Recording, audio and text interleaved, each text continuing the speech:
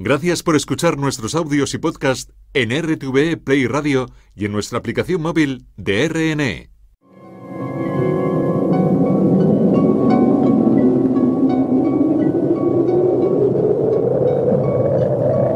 Solo cuando el túnel está en la más absoluta oscuridad es cuando puede volver otra vez la luz.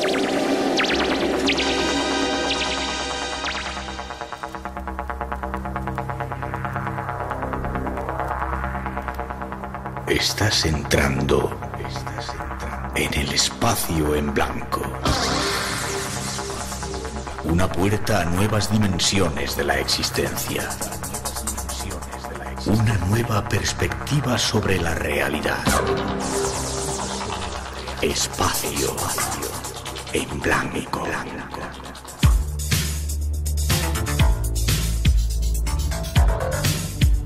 Una producción escrita y dirigida por Miguel Blanco. Madrugadas llegamos, el misterio se abre en las ondas de Radio Nacional a partir de ahora.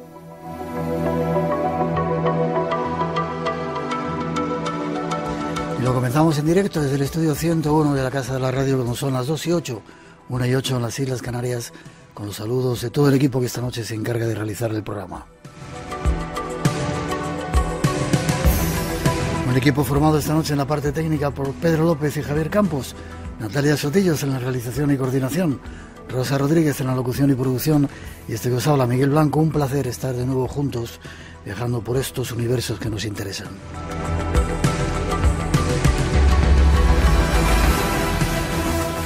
Tenemos medios para vuestras comunicaciones.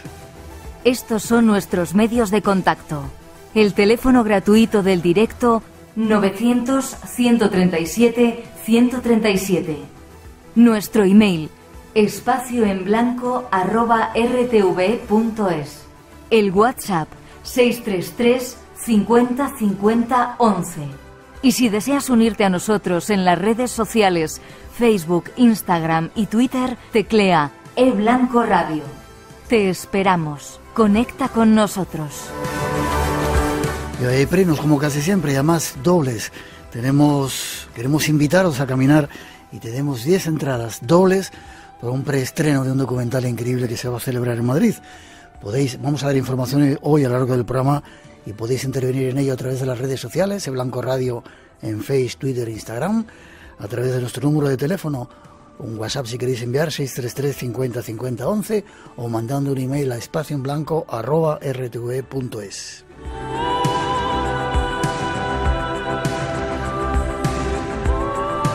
Y estos son los temas de hoy, pero avisamos, son muy, muy duros.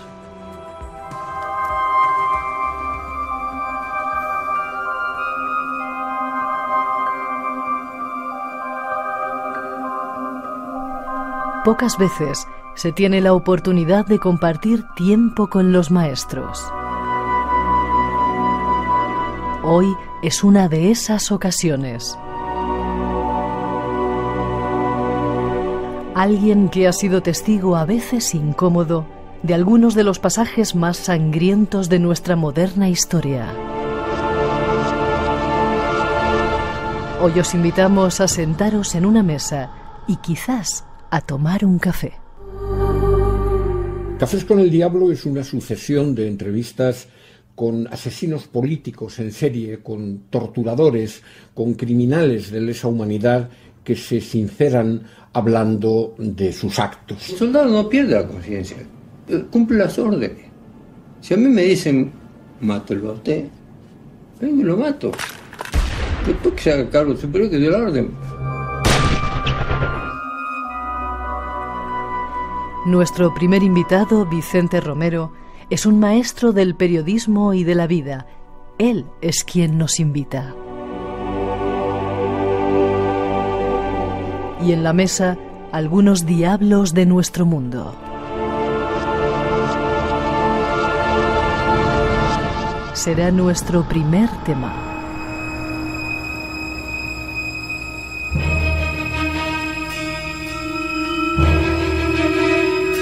Seguiremos con un mito.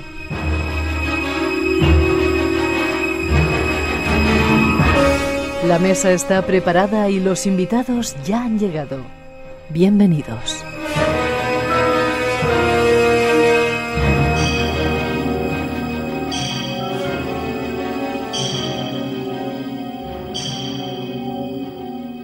¿Te ha gustado la introducción? Me ha parecido una exageración, francamente, pero os lo agradezco a Rosa y a ti, porque somos amigos hace muchos años y se nota en estas cosas. Déjame que te diga una cosa. Yo cuando era pequeñito, bueno, más jovencito que ahora, había dos cosas que no me perdía. Una era el programa de Fernando Jiménez del Oso, evidentemente, de misterios, porque me atañía mucho, y el otro eran los tuyos. Fuera donde estuvieras, decía, ¿qué? No iba a decir una palabrota. Qué suerte tiene de estar en esos lugares y qué bien lo hace. Eso sí, suerte.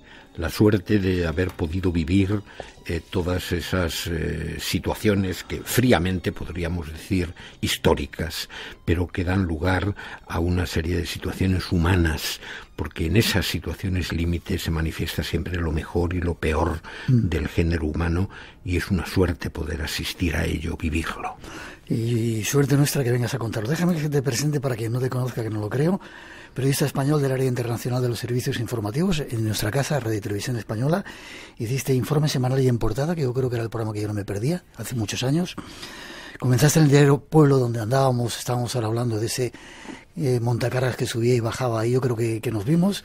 Corresponsal de guerra en Vietnam, la guerra civil camboyana, la guerra colonial portuguesa, el golpe de Estado de Chile y Argentina.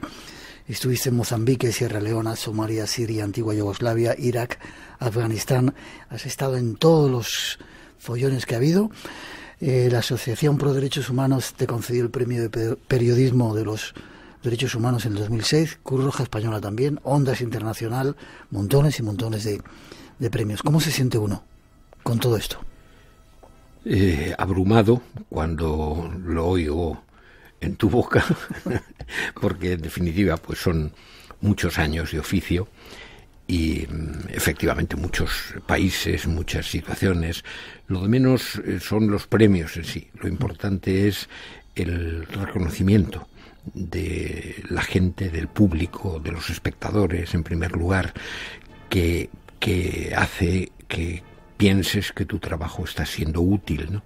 Y después, pues, de los compañeros de profesión como tú, y bueno, vale la pena todo el esfuerzo para recibir esa gratificación después. Supongo que la gente cuando te ve por la calle, si te reconoce, será muy cariñosos contigo, ¿no? Porque tienes una onda, ¿cómo tienes tanto pelo y te lo has conservado blanco que pareces Papá Noel? Una vez me dijo un niño, no recuerdo en qué país, en América Central, me preguntó un niño pequeñito que si yo era Papá Noel. Es que tienes toda la cara, te falta un poquito de barba. Pero también con ese pelo blanco y la barba, alguna vez me han confundido con misionero, incluso hubo una señora que me pidió confesión una vez. Bueno, digo, ¿y cómo te sientes? ¿La gente es cariñosa contigo cuando te ve? Que es el mayor reconocimiento que uno puede tener de su trabajo. Sí, efectivamente. Sí. Ese es el mayor premio de tu trabajo, es eso, que te reconozcan, incluso con la mascarilla puesta, muchas veces por la voz. No me extraña. Y has escrito un libro que a mí me ha puesto los pelos de punta. Aviso a nuestros oyentes que lo que íbamos a escuchar es tremendo. Se llama Cafés con el Diablo, Descenso a los abismos del mal. ¿Cuánto tiempo has estado escribiendo ese libro?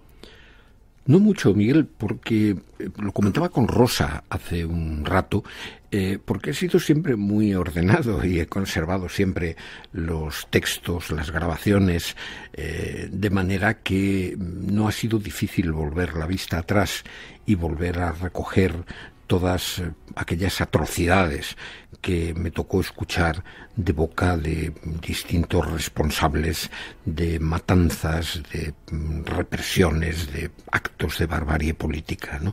El esfuerzo fue ir haciendo todas esas entrevistas, pero publicar el libro en definitiva ha sido pasarlas a limpio y ponerlas una detrás de otra. Yo creo y recomendaría que este libro se debería estudiar en las facultades de periodismo para que la gente supiera lo que es hacer este tipo de cosas. No sé si te lo pregunté la otra vez que estuviste en el programa, ¿Te ha pasado alguna cosa? ¿Eres oyente del programa? ¿Has escuchado el programa algunas veces? Sí, sí. ¿Te ha pasado alguna cosa misteriosa, aparte de lo de Haití, que ya lo hablamos? ¿Has tenido alguna presencia? ¿Has visto algún ovni? ¿Se te ha aparecido algún fantasma de esos, de entre los muertos, tantos como tú has visto? Pregunto. Mira, es inevitable que me hayan pasado cosas extrañas, cosas sin explicación. Es algo que siempre me ha dado cierto pudor contar, porque parece que sean fantasías tuyas, parece que de alguna manera le quiten credibilidad a la realidad que estás contando, pero en definitiva forman muchas veces partes oscuras de esa realidad, y por otra parte hay ocasiones en que lo que demuestran es el impacto que te está causando lo que tienes alrededor. Sí, me han ocurrido algunas cosas raras. Y bueno, son las 2:17 de la mañana, pues a estas horas se puede incluso hacer alguna confidencia y me puedo guardar un poco la vergüenza esa que me da en el bolsillo. Si quieres lo cuentas ahora, si no te traemos otro día y solamente contamos este tipo de cosas. Como tú prefieras. Hay toda una colección, ¿no? El otro día comentaba con un amigo que quizás la cosa más absurda o más extraña que me ha ocurrido, y tiene indirectamente que ver con este libro de Cafés con el Diablo, me pasó en Nueva York. Yo había ido a Nueva York a recoger un premio del Festival Internacional, una medalla mundial del Festival Internacional de Nueva York sobre niños víctimas de la represión en la dictadura argentina del general Videla, y bueno, una serie de cosas que hicieron que acabara la noche esa de los premios dando un paseo, y estuve paseando por la calle 23 de Nueva York, desde la 8ª Avenida hacia la 5ª, pensando en mis cosas, en el premio, en el reportaje, y de repente me sentí agredido. De repente sentí esa sensación de mezcla de angustia, de miedo que he sentido en situaciones de guerra, en bombardeos, eso de ¿qué hago yo aquí? ¿Por dónde salgo de aquí? ¿Cómo me marcho? Y me paré y dije, ¿pero qué me está ocurriendo? No hay ningún peligro aquí en Nueva York. ¿De qué es lo que me está creando esta angustia, ¿no? Miré a mi alrededor, reflexioné y dije, pues es ese edificio. Y vi que había un edificio que me estaba agrediendo en la acera de enfrente. Era el Hotel Chelsea. Crucé la calle y dije, vamos a ver qué pasa ahí. Y entré en el Hotel Chelsea. Yo no había oído hablar nunca del Hotel Chelsea. Entré, mis palpitaciones aumentaron, mi angustia aumentó, pero yo quería saber qué pasaba allí, hasta que en una de las ventanas, de los ventanales que daban a la calle del Hotel Chelsea, descubrí una efigie demoníaca. La miré y le dije, ¿eres tú? Pues ahí te quedas, macho.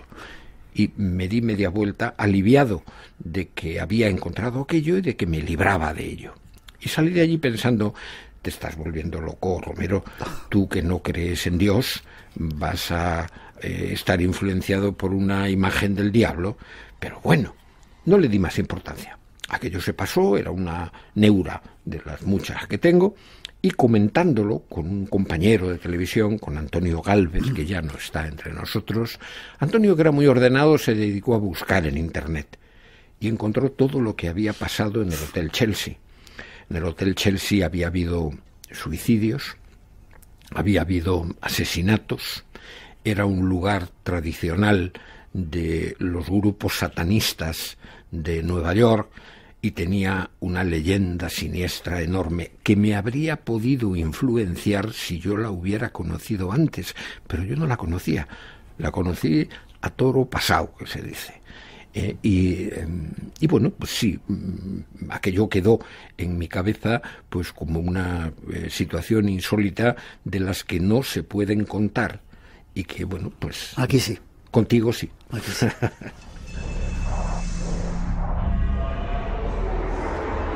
Este es nuestro invitado. ¿Estás a gusto?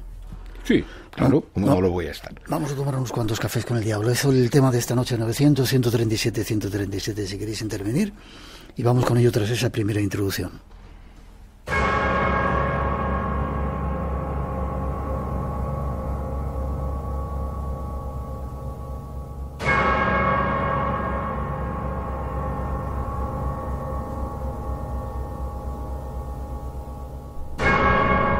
A veces, pocas ya, alguien se pregunta si existe el infierno. Sí, yo creo que la expresión que mejor define la situación social de Haití es un infierno. Yo se lo oí decir por primera vez a un cámara de esta casa de televisión española que cuando acabamos de rodar en uno de los barrios de miseria que rodean a Puerto Príncipe dijo: ya puedo decirle a mis hijas que el infierno existe porque lo he visto y he podido filmarlo. Es un infierno donde el 80% de la población vive por debajo del umbral de la pobreza, donde el 60% de los habitantes disponen de menos de 70 céntimos diarios de euro para sobrevivir, donde la mitad de los niños quedan sin vacunar, donde 1 de cada 4 niños sufre de malnutrición. En definitiva, un infierno social. Un ejemplo del infierno en la tierra, Haití. Pero hay muchos otros infiernos por el mundo. Nuestro invitado los conoce y ha venido a descubrirnos algunos de ellos. Pues empezamos. Hay muchos infiernos, ¿no? Ahí decías Haití, uno de ellos, país que ya nos hablaste de él. Hay muchos infiernos, ¿has conocido algunos? Yo creo que el que merece más en mi memoria el calificativo de infierno fue Ruanda. En Ruanda se cumple ahora el 6 de abril, aniversario de la matanza que se desencadenó en 1994, el genocidio que se inició ese día con la muerte en un atentado del presidente Habyarimana. Entramos en Ruanda, fuimos el primer equipo del mundo y el único durante bastantes días que consiguió entrar con todas las fronteras cerradas a cal y canto en plena matanza. Evaristo Canete como cámara y Antonio Gálvez como ayudante. Recorrimos el país de cabo a rabo y recuerdo que donde detuviéramos el coche y nos bajásemos para estirar las piernas y respirar un poco de aire puro, el aire no era puro, olía a muerte. En cualquier lugar donde te detuvieras olía a muerte. Y entonces ese olor pegajoso, agridulce de los cadáveres en descomposición, y levantabas la vista y a X metros de distancia encontrabas siempre un montón, no 1 o 2, sino un montón de cadáveres arracimados, echados unos encima de otros, porque en definitiva se asesinaron a 800.000 personas y se dejaron sus cuerpos tirados sobre el suelo en un país que es del tamaño de Cataluña. ¿Me permites un segundito y ponemos una pequeña información que tenemos ahí, mínima, porque no queremos regodearnos en este tipo de cosas, pero mira lo que cuentan. Por lo tanto, las Interamwe comenzaron a registrar casas y otros edificios como iglesias o escuelas donde sabían que había o podía haber tutsis, y en esos lugares es donde se producen matanzas a un nivel escalofriante. El genocidio ruandés adquirió tintes realmente dramáticos si es que la palabra genocidio no evoca directamente a esto, y la violencia fue inusitada.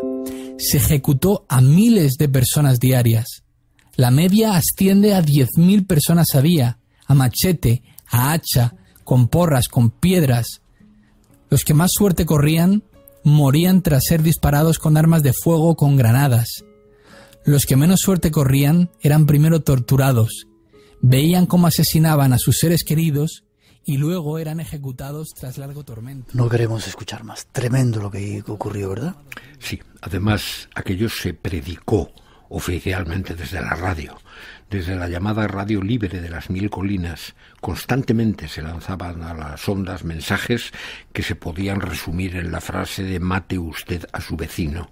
Se calificaba a los tutsis y a los hutus llamados moderados, porque eran partidarios de un entendimiento y de una convivencia, se les calificaba de ratas, de insectos, de cucarachas. Se decía, hay que acabar con todas las cucarachas del país.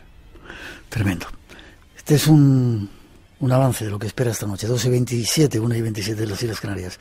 Queremos seguir adelante. 900-137-137 por si queréis preguntar algo o participar en ese sorteo. Tenemos libros y esas 10 invitaciones queremos invitaros a hacer un camino.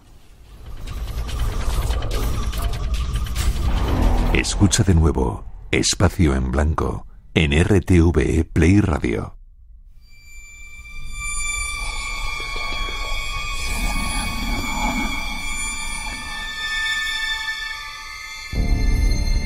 A veces uno se pregunta, ¿existe el diablo en nuestro mundo?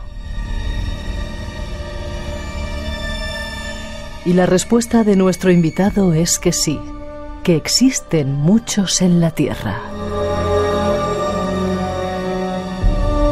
Él, que durante décadas fue testigo del horror en medio del mundo, que vivió las atrocidades de las dictaduras del cono suramericano, la locura demencial de los Jemeres rojos en Camboya, la barbarie estadounidense en Vietnam, las torturas silentes de Guantánamo y la orgía de sangre del genocidio ruandés. Junto a él os proponemos seguir su viaje para conocer a algunos diablos de nuestro mundo. Vicente, ¿cuántos diablos hay? En tu libro sacas una cifra del padre Corrado Balducci. Sí, pero déjame que diga antes que eso de el diablo, ese diablo en el que yo creo, es una figura literaria, no es el diablo, ni mucho menos ese diablo que encarnó magistralmente Fernando Fernán Gómez en una película de José Luis Sáez de Heredia que se llamaba Faustina, con un infierno, con esas ollas ardiendo, etcétera. No es el diablo en el que creen algunos católicos, del que habla la Iglesia. Para mí el diablo es una figura literaria que son las encarnaciones del diablo como expresión de la maldad en el ser humano. Contestando a tu pregunta, sí, en el año 2000, Corrado Balducci, que era un sacerdote y teólogo italiano, amigo íntimo del Papa Juan Pablo II, miembro de la congregación de la fe de exorcista oficial de la archidiócesis de Roma, pues publicó un texto en el que daba el número exacto, por sorprendente que nos pueda parecer, el número exacto de diablos que existen. Y dijo que eran 1.758.640.176.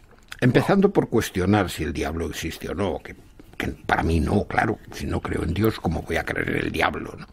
Pero me surge como primera duda ¿se reproducen los diablos? Nunca he sabido contestar a la pregunta de cuál era el sexo de los ángeles, por tanto tampoco si los diablos tienen sexo y se reproducen o no, pero sospecho que sí, tal como está el mundo, deben haber muchos más de los que había en el año 2000. Vale, tú has entrevistado a muchos en este libro, Cafés con el Diablo. ¿Cómo has conseguido entrevistar a algunas de las gentes más terroríficas que ha habido, bueno, algunos de ellos del planeta, por lo menos los más conocidos, que han hecho cosas tremendas, terribles?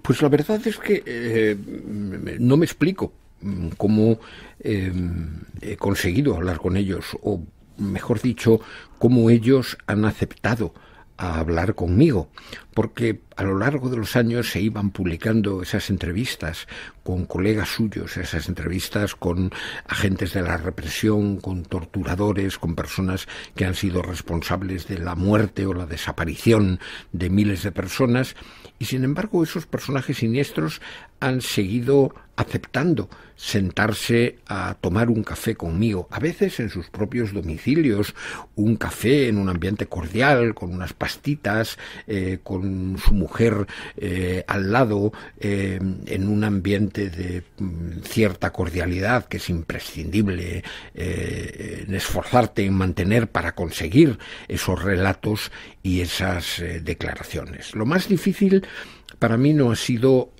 conseguir hablar con ellos. Lo más difícil ha sido contenerme.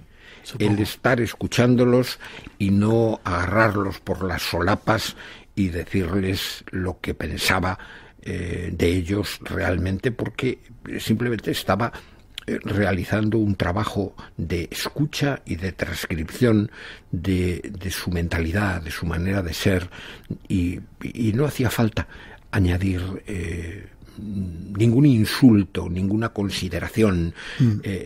Se retratan en sus propias palabras. Basta con escucharlos o con leerlos para saber las malas bestias de las que estamos o con las que estábamos hablando. Hoy vamos a escuchar alguno de esos testimonios. ¿Con quién o dónde lo has pasado peor en esas entrevistas de este libro, Cafés con el Diablo? No es pasarlo mal físicamente, es el mal trago que supone escuchar una serie de cosas, como te digo, y tener que contenerte, ¿no? Pero me han impresionado algunos por su frialdad absoluta, por la manera en que hablaban de sus propios crímenes o del acto de matar, de exterminar a los demás. Y los que más me han impresionado no han sido esos grandes demonios responsables principales de esas decisiones de matar o de torturar, sino los pobres diablos que obedecían órdenes, ¿no? Y en ese sentido quizás el que más, Prak Khan, un camboyano, jefe de torturadores en el campo de interrogatorios y de exterminio de Tu Sleng, el S-23. Lo vamos a escuchar dentro un momentito.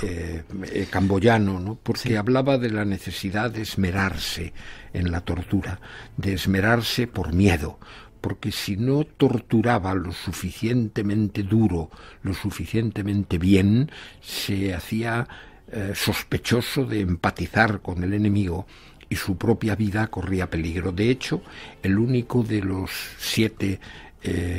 7 personas que hubo haciendo esa función, el único que sobrevivió fue él. Vamos a escucharlo dentro de un momentito, pero estoy pidiendo a nuestros compañeros que nos pongan un corte. Voy a poner un poquito de música y lo escuchamos.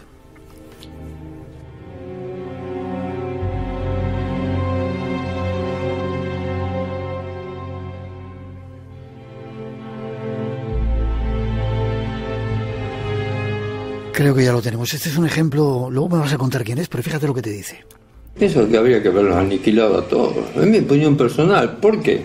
Pero a todos, ¿cuántos son? ¿40.000 personas? Eran 40.000 más o menos los combatientes, los que integraban las organizaciones, en todo sentido. Son muchos fusilamientos, 40.000 fusilamientos. Bueno, lo lamento. Estamos en guerra. Ya sé que no es el camboyano, lo vamos a escuchar ahora. No, era simplemente un ejemplo de... Este era el teniente coronel Ariel Valdivieso en Argentina, sí. Uno de los militares de la línea más dura, que afirmaba que eso de hacer desaparecer a las gentes había sido un error, que lo que había que haber hecho era fusilar directamente y que sí, que para acabar con el problema, pues que 40.000 personas era una cifra que él consideraba razonable. 2:35, 1:35 las Islas Canarias. Como este vais a escuchar algunos otros testimonios, ya veréis. 900-137-137, y me dicen que aclare que ese preestreno que estamos anunciando hoy, estamos diciendo que es en el Cine Callao, pero es en Madrid, no en Callao de por ahí, de Sudamérica. Cine en Madrid, si queréis venir a Madrid, estáis invitados. 2:36, seguimos. Radio Nacional de España, la que quieres. Y recuerda, en Solo en Podcast... En Escena y Cena nos espera Eduardo Vasco. Toca muchos palos dentro del teatro. RTV, la que quieres.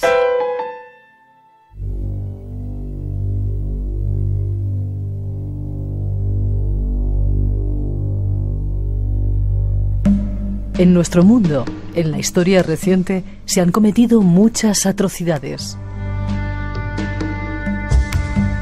Nuestro viaje nos lleva a Camboya.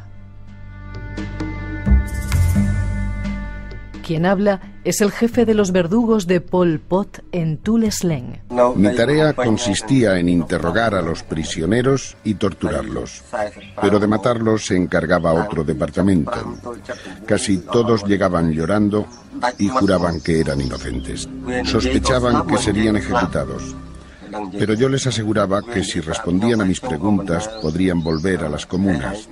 Así los tranquilizaba para interrogarles mejor, pero en el fondo ellos sabían que morirían. Murieron todos excepto 5, cuyo trabajo nos era útil. Los interrogatorios eran muy duros. Para forzar a los presos a hablar, les arrancábamos las uñas o les impedíamos respirar. Ahora no comprendo cómo pude actuar con tanta crueldad. No olvidaré aquel horror mientras viva. Nuestro invitado estuvo allí y conoce la barbarie. Ahora nos cuenta. Camboya, estuviste allí. Esta es parte de la entrevista que realizaste con ese jefe de los verdugos de Pol Pot. ¿Y cómo era? ¿Cómo es ahora? Un pobre hombre, un pobre diablo, que se vio arrastrado por el torbellino de barbarie de los Jemeres Rojos hasta un puesto de responsabilidad, y por sus manos pasó la vida y la muerte de muchos prisioneros en el campo de Tu Sleng. Hay que recordar que los Jemeres Rojos intentaron una revolución extremadamente radical a partir de las tesis más radicales de Mao, que el propio Mao no llegó a atreverse a poner en práctica en China. Se suprimió el dinero como medio de intercambio, se volvió a una economía de trueque, se dinamitó el Banco Central para acabar con el capitalismo, se prohibió toda la cultura contaminada por el capitalismo, es decir, toda la cultura. Incluso se llegó a perseguir como sospechosos a quienes llevaran gafas, sospechosos de ser intelectuales. Se acabó con los médicos, con los arquitectos, con todo. Los médicos, yo recuerdo haber recorrido con los Jemeres Rojos varios días las zonas que controlaban en la selva después de que perdieran el poder. Tuve una lipotimia y me atendió un enfermero analfabeto que disponía de 4 medicamentos, según fueran analgésicos, antiinflamatorios, y que estaban en frasquitos de diferentes colores porque era incapaz de leer. Entonces, en ese régimen de barbarie absoluta se impuso el terror en nombre de los ideales más puros, el de conseguir un hombre libre, un hombre nuevo, un idealismo bárbaro, salvaje, sangriento, ¿no? Y uno de los ejecutores fue Prak Khan, que después de haber pasado por ese puesto de asesino oficial, pues terminó como campesino, con una pequeña huerta de subsistencia, con su familia, su mujer, sus hijos, a los que les confesó todo lo que hizo. Él dice todo lo que tuvo que hacer, y que no quiso hablar delante de ellos ni de sus vecinos. Tuvimos que alejarnos para hacer la entrevista. Nunca dio cuentas ante la justicia. Eso sí, fue testigo en el juicio en Phnom Penh por el Tribunal Penal Internacional contra quienes fueron sus jefes.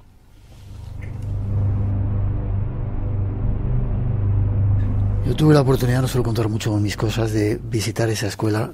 Es uno de los lugares más terribles. La escuela 21 o 27, no recuerdo S-21. S-21. Sí, el S-21. Tremenda las fotografías de la gente que estaban allí, que sabían que después, minutos después, iban a morir. Tremendo el lugar. El guía que nos acompañó una vez con Ricardo Iznaola, el productor de televisión, le enseñó una fotografía de un hombre mayor con una camiseta negra y le dijo, era uno de los muertos allí, y le dijo, es la foto de mi padre que murió aquí. ¿Y cómo murió? Desesperado, se suicidó una noche mordiéndose las venas. Con los dientes se destrozó las muñecas y se desangró.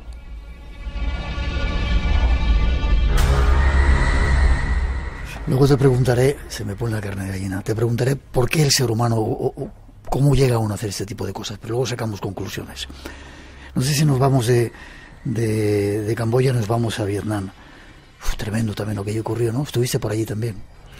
Sí, estuve varias veces durante la guerra y después del final de la guerra, durante el conflicto con los chinos, durante la invasión vietnamita que acabó en Camboya con el régimen de los Gemeres Rojos, en la retirada, es decir, he estado numerosas veces, es un país que forma parte de mi vida y al que adoro. La primera vez estuve con mi mujer, creo que fue en el año 71 o 72, y en el final de la guerra con mi compañero del alma, Diego Carcedo. ¿Cómo ha cambiado ahora, Vietnam? No sé si está últimamente. Sí, se ha convertido en un país, en uno de los dragones económicos asiáticos, y ha cambiado radicalmente, aunque sigue gobernado oficialmente por el Partido Comunista, pues es ese sistema difícil de describir de capitalismo comunista o comunismo capitalista, y que quizás se resume gráficamente en que en Saigón, en el centro de Saigón, donde había un cartel gigantesco con la fotografía de Lenin sobre un fondo rojo, ahora hay también un cartel de fondo rojo con unas letras blancas que dice Coca-Cola. Las cosas cambian. Sí. Pero se hicieron barbaridades. El agente naranja, por ejemplo, de Elmo Suhal.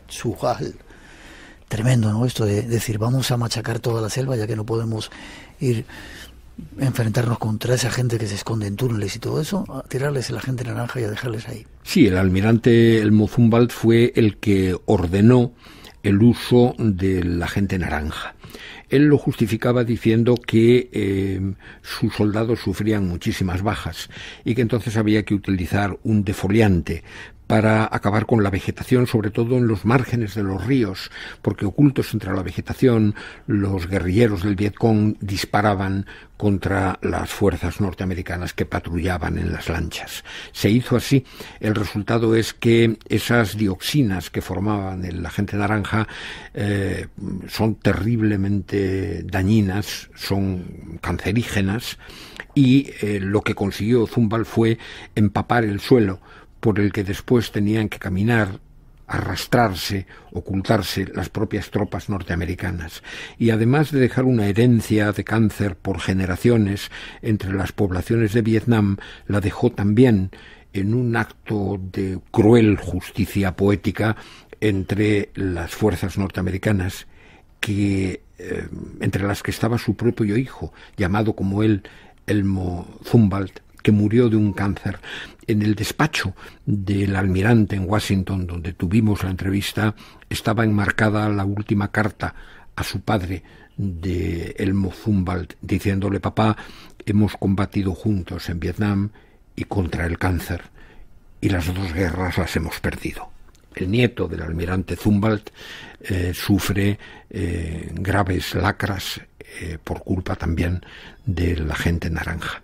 Sin embargo, ese hombre cruel, despiadado, que no vaciló en autorizar, en ordenar el uso del agente naranja, es considerado en los Estados Unidos como un tipo progresista, como uno de los mejores almirantes que ha tenido la Marina norteamericana, pues porque favoreció el papel de la mujer como piloto de combate, toleró el uso de barbas y melenas entre los oficiales de la Marina, es decir, toda esa estética con la que se disfrazan muchos personajes absolutamente innobles para parecer gente progresista y abierta. Luego trataremos de sacar conclusiones. 2:46, 1:46 en las Islas Canarias. Damos un paso más en este periplo de Cafés con el Diablo con nuestro invitado Vicente Romero. Yo os insisto, 900-137-137. Muchas felicitaciones de diferentes partes diciendo que insuperables de nuevo. Jesús Cáceres nos escucha desde un pueblo de Salamanca desde hace más de 30 años, dice, le mando un abrazo, y así multitud te podía decir de personas que están agradecidas de que estés aquí contando esta serie de cosas. Gracias, amigos. Nos vamos con otra introducción. En Radio Nacional tenemos las noches más llenas de misterio de la radio. Adelante, disfrútalas. Estás en Espacio en Blanco, con Miguel Blanco, en Radio Nacional de España.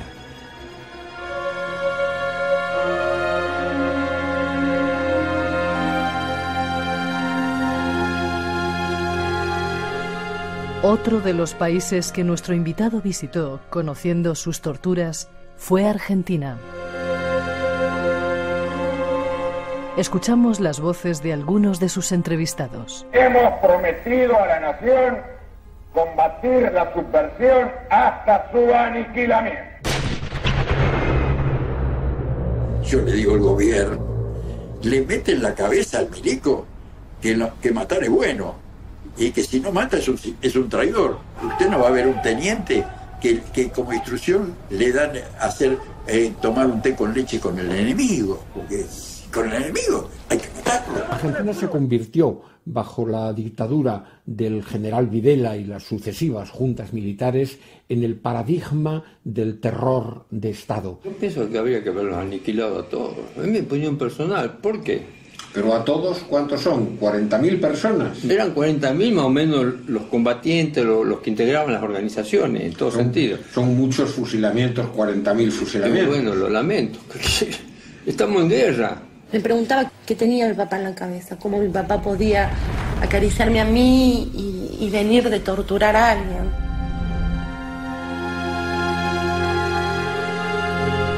Conozcamos algo más de esta parte de la historia y de algunos de sus diablos. Nos vamos al Cono Sur. Hemos escuchado alguna de las voces, luego nos las vas a poner nombre y apellido, y me gustaría que escucharas algo que cuenta un capitán y luego me dices quién era este personaje. La Armada Argentina decidió que los prisioneros que tenía en la Escuela de Mecánica fueran eliminados arrojándolos al mar desde aviones navales. Se los desvestía y cuando el comandante de la aeronave daba la orden, que ya estaba informando que estábamos en una zona de mar adentro, se los arrojaba al mar uno por uno.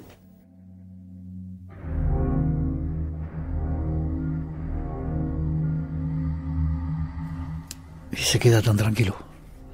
Esa era una manera de deshacerse de los enemigos en Argentina y no sé si en Chile también, ¿no? Muchos otros países. En definitiva, es algo enseñado por los instructores norteamericanos en la Escuela de las Américas, en las que los Estados Unidos de Norteamérica, en nombre de la libertad, enseñaron a torturar, asesinar y exterminar a sus colegas latinoamericanos. La voz que hemos oído es la de Adolfo Scilingo.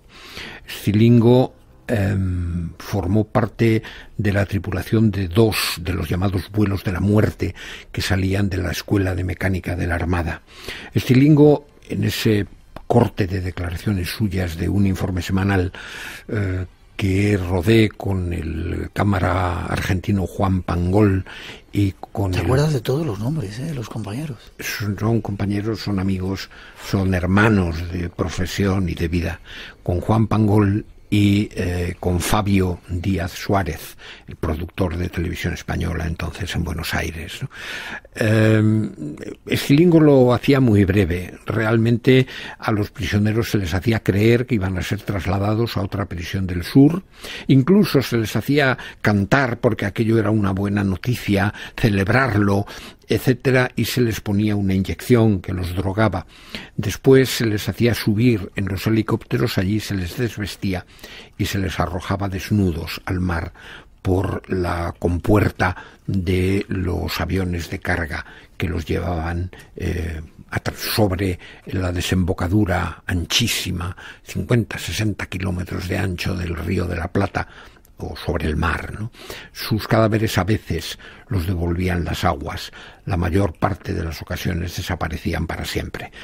Estilingo fue el único de los militares argentinos que rompió la ley del silencio sobre los crímenes y que reconoció todo esto.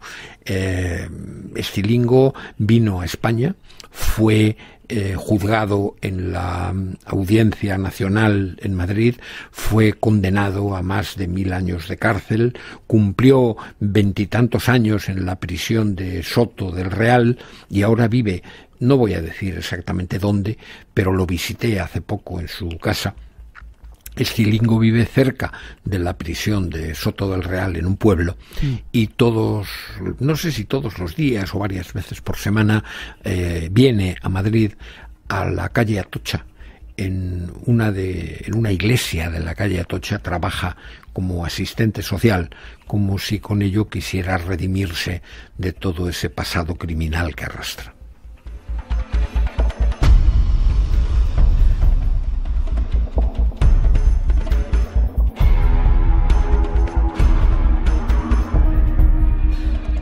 Has entrevistado a mucha gente. Tenemos otro testimonio que creo que lo tienen preparado nuestros compañeros, de un mayor que también cuenta cosas espeluznantes. Y te mandan saludos desde Luz Recinos, desde Guatemala, Centroamérica. Dice que le encantas. Vamos con ello. Gracias. El gobierno le mete en la cabeza al milico que matar es bueno y que si no mata es un traidor. Usted no va a ver un teniente que como instrucción le dan a hacer tomar un té con leche con el enemigo, porque con el enemigo hay que matarlo. Creo que era el que te decía, si le mandaban matarte, te mataba y se quedaba. No. El que decía eso era el teniente coronel Valdivieso. Valdivieso. Este personaje, Carlos Españadero, no había hablado con la prensa antes, no había tenido siempre la inteligencia de quedarse en la sombra. Este hombre era la cabeza pensante de la inteligencia militar argentina en el famoso batallón 601, desde el que se dirigía toda la represión durante la dictadura, sobre todo en los primeros tiempos de la dictadura militar argentina. Carlos Españadero, ya un hombre con 80 y tantos años, me recibió un par de veces en su casa, condenado a prisión perpetua en régimen domiciliario por su edad. Una casa modesta porque son asesinos. Muchos, además de asesinos, se han enriquecido. Españadero no. Vive en una modesta vivienda del barrio del Once de Buenos Aires, que fue donde hablamos, con su hija, y me mostró un lado humano que me impresionó. Porque todos estos, no sé qué calificativo darles ahora, todos estos individuos, todas estas encarnaciones del diablo, son seres humanos como tú, como yo, como todas las personas que nos están escuchando. Todos tienen sentimientos nobles, todos tienen una historia de amor, todos tienen hijos a los que han querido, educado, y tienen esa dualidad en su personalidad, en su alma, en su cabeza, ¿no? Españadero me contó, por ejemplo, que se acababa de enamorar a sus 80 y tantos años de una vecina y que había pedido permiso a los militares para subir del sótano en el que vivía a vivir en casa de esa vecina, ¿no? Españadero me contó la historia de su hija con la que vivía y que conocía toda la historia de él, que se había quedado viuda hacía poco, que un cáncer de hígado se había llevado a su marido y me llevó a su cuarto y me lo enseñó, tenía las cenizas del marido en la mesilla y una fotografía, y me decía Españadero: fíjese, Romero, todavía sigue durmiendo con su marido. Son seres humanos, Miguel, seres humanos como todos, y eso es lo más escalofriante y lo más impresionante de todo esto. Luego te preguntaré por qué llegamos a hacer estas cosas, o si llega a hacer estas cosas. Hay una hija también que habla antes de las noticias. Te quedas un ratito más, si te parece, después de las noticias, pero escuchamos ese testimonio de una hija. Me preguntaba qué le pasaba a mi papá, qué tenía mi papá en la cabeza, cómo mi papá podía acariciarme a mí y venir de torturar a alguien. Lo que me ocurrió la última vez que estuve con él, que fue la última vez que hablamos, fue no preguntarme esto, ¿no? Que él me estaba contando que había matado a un chiquito y yo me ponía a pensar que después de haber matado a ese chiquito me acarició a mí o a mis hermanos. Eso decía la hija de uno de ellos, ¿verdad? Ana Rita Bagliati, a la que hemos escuchado, fue la primera entre los muchos hijos de represores, de criminales de lesa humanidad, de asesinos de Estado, que quiso renunciar públicamente al apellido del padre y que denunció las atrocidades del padre. Ana Rita quedó, como todos ellos, profundamente dañada por esa experiencia de ver, de comprobar que tu padre es un asesino. Ana Rita nos contaba, por ejemplo, como recuerdos de su infancia, que el padre le decía a ella y a la madre, cuando los llevaba en el coche de compras, les decía: daros prisa porque llevo un cadáver en el maletero y tengo que ir a entregarlo. ¿Qué me dices? En ese régimen de vida creció Ana Rita. Y es lógico ese sentimiento confuso, terrible que tiene respecto al padre. Cuando ella dice mi padre mató a un chiquito, se refiere a que en una operación militar dispararon contra una supuesta guerrillera, seguramente de montoneros, que tenía un niño. El niño quedó afectado y él ordenó a los soldados que remataran al niño. Los soldados no quisieron hacerlo y entonces él lo remató. Decía Ana Rita que disparar en la cabeza de aquella criatura de pocos meses había sido una de las pesadillas de la vida de su padre, y que su padre la había utilizado a ella para contarla, para desahogarse, para sacar eso de dentro de sí, y que no podía perdonarle las dos cosas: el crimen y la utilización de ella, y que no entendía cómo después de hacer eso había podido llegar a su casa, tomarla en brazos, acariciarla, darle un beso, preguntarle qué tal le había ido en el colegio.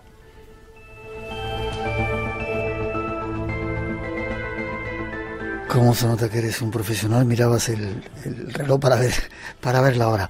Hemos de hacer una pausa. Llegan las noticias de las 3. Nuestros compañeros José Luis Aragón y María Lladró están preparados para daros toda la actualidad. Nosotros regresamos después un ratito más con algún testimonio y trataremos de sacar conclusiones. Nuestro teléfono 900-137-137 por si queréis intervenir. Hay premios esperando. No os vayáis, todavía tenemos mucho que contaros.